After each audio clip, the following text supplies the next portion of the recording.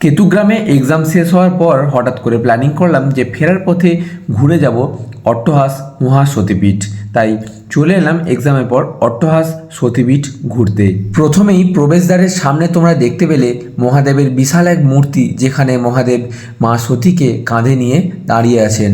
এরপর ভিতরে এসেই তোমরা দেখতে পাবে চারিদিক গাছপালায় ঘেরা সুন্দর এক মনোরম পরিবেশ। প্রথম দেখাতেই তোমার মনে হবে চারিদিকটা জঙ্গলে ঘেরা, কিন্তু এই জঙ্গলটাকেই তারা এত সুন্দরভাবে মেনটেন করে এই সতীপীঠটাকে সুন্দর করে তুলেছে, যেটা সত্যিই অবাক লাগবে। এখানে আসল যে মায়ের মন্দির সেটা আগে খুবই ছোট ছিল, তাই নতুন করে সংস্করণ করে দেখতেই পারছো যেটা কত বড় একটা মন্দিরে পরিণত করার কাজ এখনো চলছে। চারিদিক বড় বড় গাছপালায় ঘেরা পরিবেশে একটু খোঁজ করলেই তোমরা দেখতে পাবে জলজ্যান্ত বড় বড় বাদুড় ঝুলছে গাছের উপর থেকে, যেটা সত্যিই দেখে তোমরা অনেকটাই অবাক হবে। এছাড়াও তোমরা দেখতে পাবে বিভিন্ন ধরনের বড় বড় বক, যারা তাদের বাসা এই বড় বড় গাছগুলোর উপরে করে রেখেছে। আর সবকিছুর মাঝে এই পুকুরের মাছগুলোকে একটু খাবার দিলেই তোমার কাছে এসে হাজির হবে। সো সম্পূর্ণ ভিডিওটা কেমন লাগলো অবশ্যই কমেন্টে জানিও, এবং অট্টহাস সতীপীঠ কে কে গেছো কমেন্টে অবশ্যই জানাবে।